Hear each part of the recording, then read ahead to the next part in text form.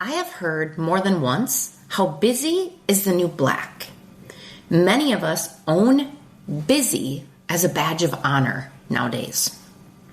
Today, we will explore the addictive nature of the hustle and bustle, and sometimes the pure chaos of life, and how it can rob us of true joy as we plow forward on our journey to the definitions that we've created for ourselves of happiness and success. We will answer the question of, will I ever be truly happy in this life?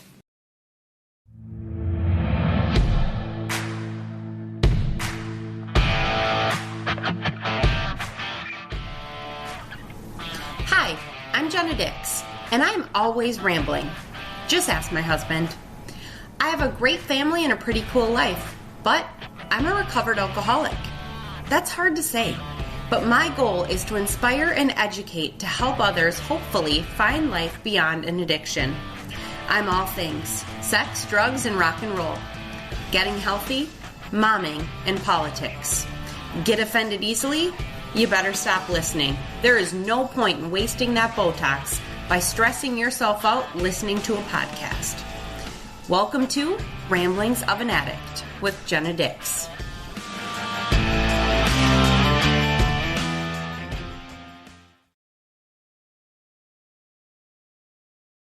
Today's show is brought to you by services and products that I am thoroughly addicted to. Are you ready to unleash the confident, successful businesswoman within? Then it's time to meet Kelly Jahner-Byrne. As a mentor and expert on confidence, Kelly has dedicated her life to helping female entrepreneurs and business owners overcome their fears and reach their full potential. Whether it's imposter syndrome holding you back or just a lack of clarity, Kelly has the tools and guidance to help you become the best version of yourself. So don't wait any longer. Take control of your future today and become the queen of confidence. Check the show notes and get in touch with Kelly today. I have flirted with this question in my head for years. I never had the guts to say it out loud. But last month, my husband and I were having a heart-to-heart type of conversation, and the question came out, point blank. It literally left my stomach in knots. We both sat there and we expressed how there is a fear I will never truly be happy. This is a fear that I've had for a really long time. Sitting, talking about the future, thinking in my head, but will I ever truly be happy? I always just look at what's the next step? How can I improve? Well, what if we do this or that? What if I did this, that, the other instead? What would that next step look like? And I think about, it doesn't mean that I hate right now, but I fear that's how it looks. The truth of it, I am often content with how things are. I just see and know in my soul, I want things better. I want them improved. I want them excellent. The biggest issue, though, is even though that's how I feel content in the moment. All right, things are okay right now. I just know deep down they could be better. But I don't often express the depth of the content, happiness that I actually do have in that current time. Because my head is already so busy spinning on the future version, the future steps, creating that action plan to get me from here, point A, to point B, where I want to be. Not only does this type of thinking impact the person living that way, so for me, myself, right? But you're truly just not embracing the actual value of the joy that could be in the present moment in life.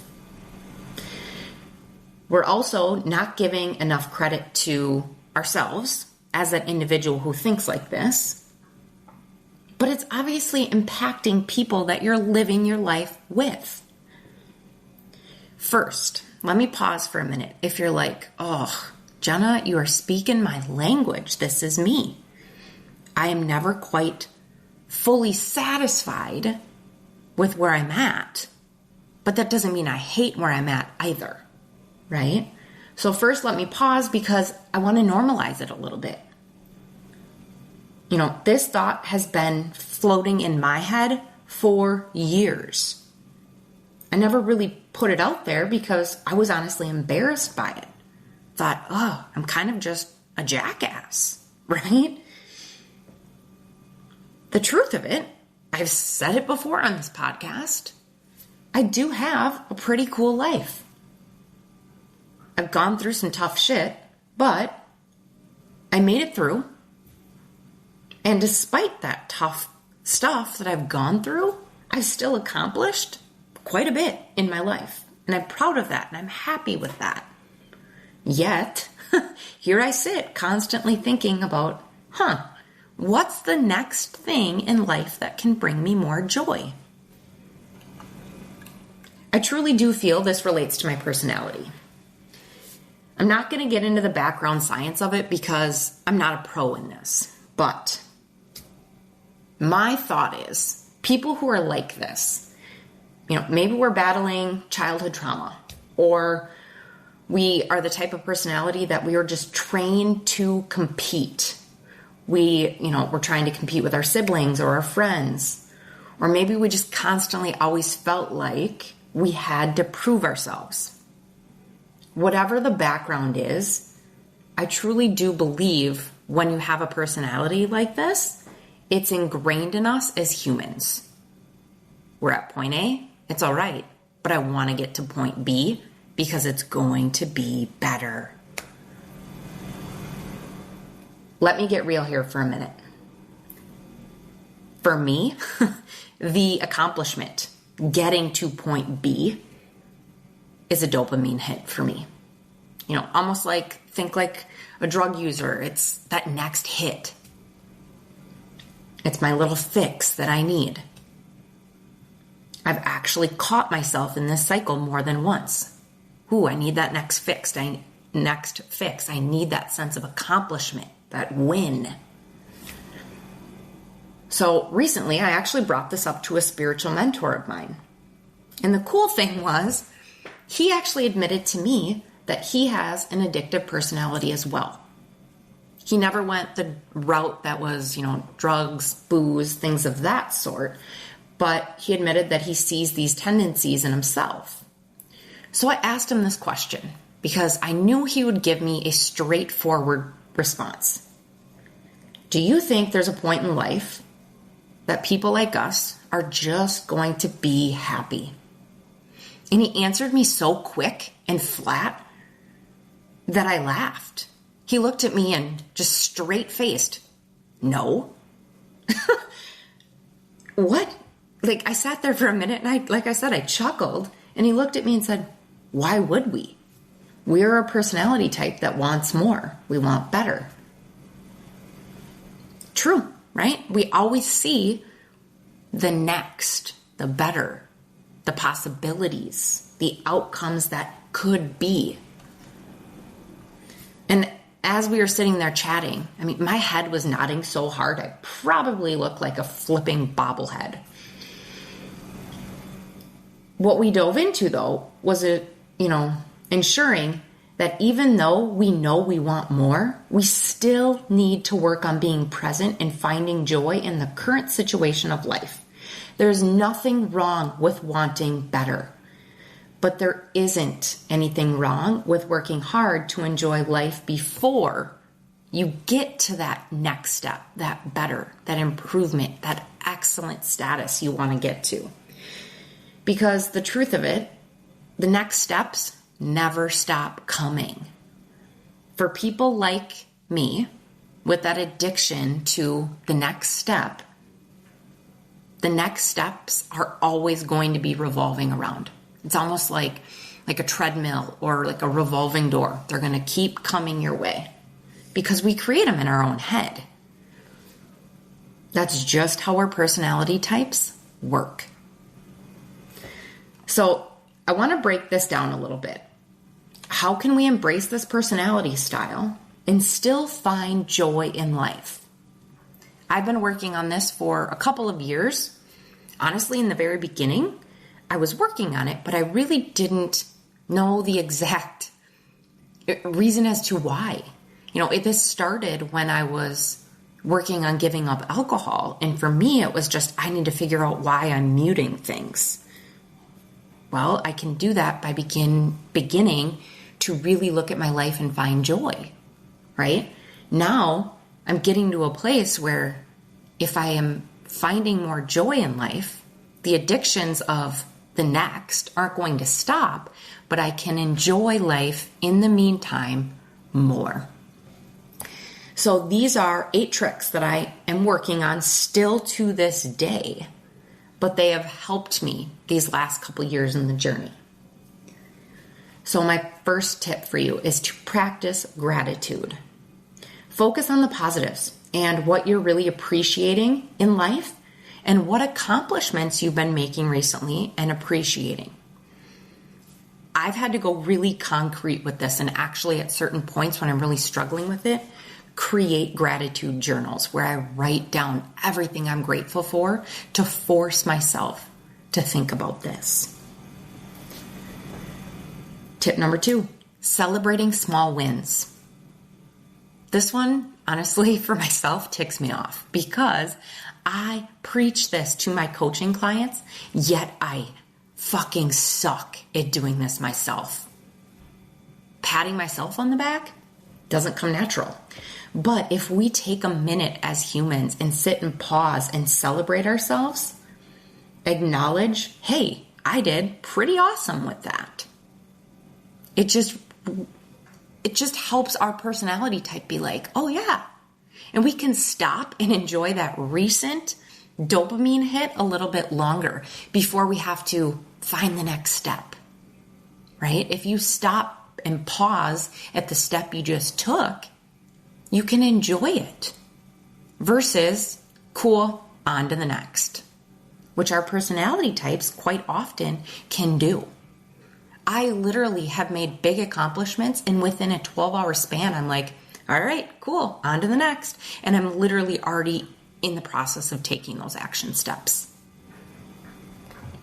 Tip number 3, force yourself to be quiet. This was one that is so hard for me. I remember when I first gave up alcohol and I was sitting with my alcohol counselor, and she was talking to me about just being in the quiet and being okay with it. And she's like, and I'm not saying dead silent. She's like, think for a minute, Jahna, when is the last time you sat down and watched a movie without your laptop, without your phone? You just sat there in the present moment and enjoyed the movie. And I sat there and I couldn't come up with a time. I had no idea. I'm like, never. A long, long time before I had a cell phone. That actually was basically a computer in my hand, right? If I'm watching a movie, I'm typically bouncing between apps, bopping in and out of text messages, sending some emails. I am all over the place. Because why would I waste 90 minutes of my life doing nothing, not working on progress? I don't know, to give yourself some time, some peace, be able to actually enjoy some time in your life. This was something that I began working on with her, and truth be told, I still am not great at this at all. I try really hard. I try just to even, give myself a minute at a time, just where I'm sitting and breathing. And she explained it to me like, think about your brain that you are trying to take a monkey and keep it inside a hula hoop. I'm like, that is the best representation ever. Because that is literally how my brain is. I'm trying to grab this monkey and make him sit down in the middle of a hula hoop, and this little monkey just wants to go everywhere. That is how my brain works. And I literally have to coach myself and say, just chill, be here. Sometimes I have to be as hard on myself as, okay, just sit and breathe and think about, 5 things you're smelling, 4 things you're seeing, 3 things you're hearing, 2 things you can feel. Use your 5 senses to help you really be present in that moment and be okay with quiet. My number 4, I'm on number 4 tip. Practice self-compassion. Be understanding with yourself and give yourself grace. Number 1, you are battling your personality type. It's not easy, right? It's ingrained in us. It doesn't mean that's how we have to be full out for the rest of our lives. But if you're trying and you're trying to improve and you're trying to pause and enjoy more of life in the moment and it's not going perfectly, give yourself grace. You are human, number 1. And number 2, this is all going to take time. I mean, going back to my last tip, like I said, I have been practicing the whole sit in silence thing I am coming up on 5 years sober. So practicing pretty steadily for, 4.5 years. And I'm still at like a minute some days is hard for me. So give yourself grace. Tip number 5, seek support. Any journey that we're on, having somebody go through it with you, having accountability, having a supporter, a cheerleader can be so incredibly helpful. So whether it's a mentor, a therapist, a coach, friends, a spouse, a pastor, have people that you can lean on. My next tip for you, identify your purpose. You need to sit down and really think about what gives me meaning in life. And this can go a variety of ways. If you're following my podcast, more than likely you are a Christian. You are somebody who's incredibly spiritual. For me, this meant sitting down, and the first step I took was I read the Rick Warren book. And of course, right now the title is escaping my full out mind. I will link it in the show notes, but it's a book. I believe the title is something to do with your purpose. But that was one of the first steps I took, reading that book. Is my purpose full out understood at this point in life? No. I still don't know exactly what my purpose is. I still probably will never full out know, because I think our purposes also evolve and change as we grow and we learn more and we figure out next steps. But having a better understanding of what your meaning looks like is helpful. We can utilize that purpose to help us set up goals and action steps that better match with what we feel like is the reason behind why am I here? And the biggest thing to remember with this, like I said, it evolves, it changes. Don't get locked in on one thing. If I were to think about the purpose I thought I was here for when I was 18 years old, oh goodness, if I stayed locked in on that, your girl would be a workers' compensation attorney. At 18 years old, that is what I thought I was going to be. And then within a 6-month span, it changed. I was going to be a speech therapist. And things change over and over and over, and we need to be okay with that as well. Which I could do a whole nother podcast on that. And who knows, maybe one day I will. But just know you are not locked into one purpose. My next tip for you is reevaluate your definition of success. So tip number 7, figure out what defines success for you based on your values and tying this in with that last tip, your purpose, right? At the same time, we need to know that our definition of success does not need to be tied to other people's definition and their standards. Because in current times, a lot of times, the standards are money and power status. I do think that a lot of times financials definitely tie into success in life, because end of the day, money is needed to survive. But the definition of money success doesn't always have to look exactly the same for people. One thing that I have really kind of come to grips with for myself, because our family, we're not starving. We're also not even close to a Rockefeller status. But, one thing, when I was young, my definition of success was 2 really large homes, one up here, one down south. And I've just gotten to the point now where I'm like, no. Okay, I can't lie. I might be interested in 2 homes because I hate the cold. And if I could be a snowbird, that'd be amazing. But 2 large houses?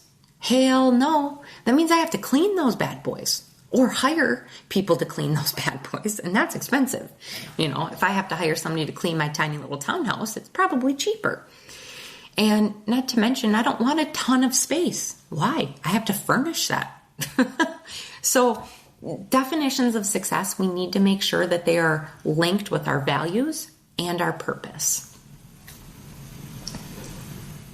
The last and final tip number 8, embrace the present moment. So all of these tips kind of do tie in together, right? You see how they can feed into one another. This final one, enjoying the present moment. For me, sometimes that's utilizing the quiet, that 60-second breathing break that I try to take. And I just sit there and I'm trying to think about all the things I'm grateful for. And that helps me be a little bit more present. All of these are things that you can try to sit down and create practices for. And like I said, they feed into each other. So you can kind of, be an efficient person, because a lot of times our personality types are like that. You can definitely do 2, if not 3 birds with 1 stone. But as you're sitting and trying to be present in the moment, enjoying the journey, right? I used to have a professor in college that, enjoy the journey. And I wanted to punch this lady. I never did. But every time she said that, it drove me bananas. But it is true. We need to enjoy the journey. Enjoy that last dopamine hit a little bit longer before you hustle on to the next one. Somehow figure out a way to practice this in life on a routine, habitual basis. Otherwise, we're going to just keep plowing forward and looking for that next action step. One of my recent daily habits that I've started, I was gifted by one of my mentors a daily journal that I write down to-dos and just a little note to myself, things of that sort. And in one of the little slots, every day I write joy 23. A couple reasons. One, my word of the year this year was joy, because I want to practice being present in the moment more than I have before, because last year was a year of dopamine hits as I left the corporate world and I got into politics and I won GOP secretary. It was big dopamine hits that it wasn't even by choice. I mean, these things were just coming at me and I wanted to do them. And I do think they were on God's path for me, but nonetheless, it was accomplishment. And I didn't really thoroughly enjoy all of them as much as I should/could have, because I just hustled to the next thing. I do think timing had play in that last year, but at the same time, I was not skilled at all with focusing on finding the joy. So this year, that's a huge focus of my own. The second component of that joy 23. So 23, because it is 2023. But I saw a post on Facebook from somebody that I actually go to business meetings with. And this individual had wrote about how, the year of 2023, Michael Jordan. And I skimmed the post. I can't even lie. But what I took out of it was, Michael Jordan, a dude that found joy. It matched my words so well in my head and my quick thought. Because, I watched the documentary on, I'm going to get the title wrong. The Last Dance?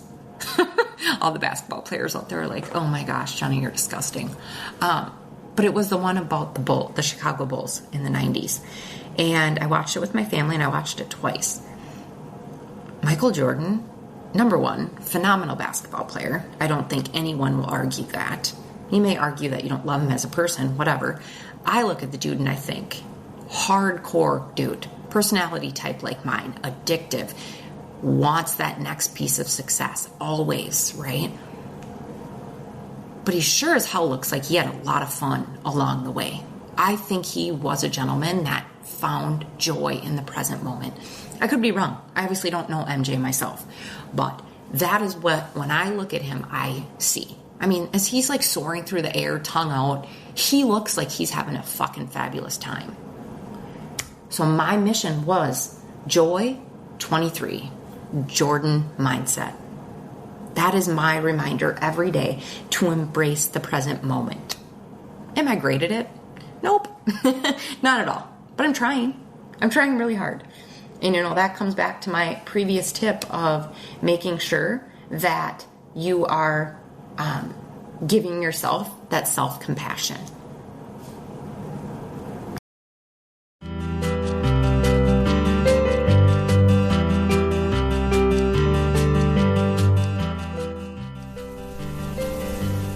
If you have found this podcast helpful and want to dive deeper into personal growth and self-improvement, be sure to head over to my website, JahnerDix.com.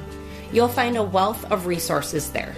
There is a little less drugs, sex, and rock and roll these days, but whether you're interested in getting healthy, information on momming or parenting, or politics, JahnerDix.com has something for everyone. So, what are you waiting for? Head to JahnerDix.com today and start your journey towards personal growth and self-awareness. See you there.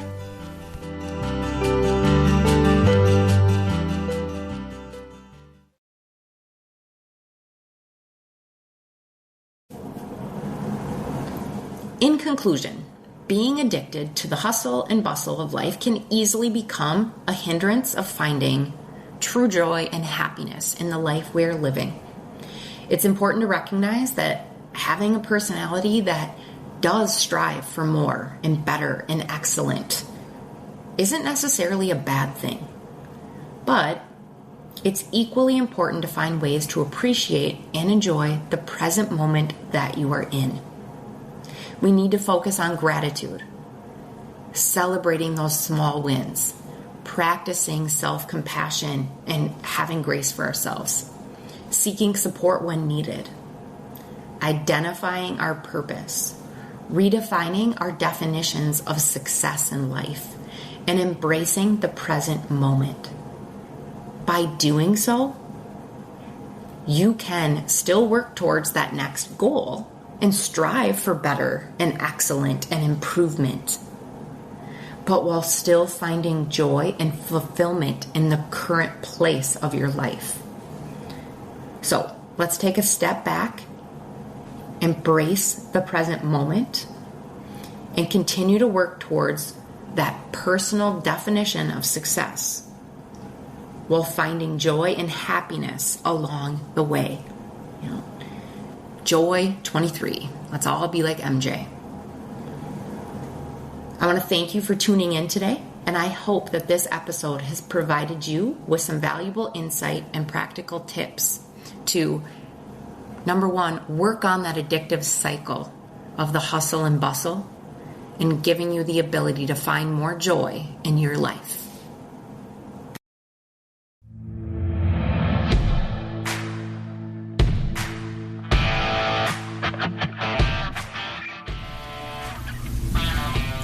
Thanks for tuning in to another episode of Ramblings of an Addict with Jenna Dix. Remember, if you are battling an addiction, reach out for help and support. There are many resources available to assist in your journey towards recovery. Surround yourself with a supportive community and never give up on the path towards a healthier and happier life. I appreciate you taking the time to listen and joining me on this journey. As you heard, I'm always rambling. But seriously, thank you for your support and make sure to subscribe and follow my channel. I can't wait to share more with you on the next episode. Until then, keep on rambling.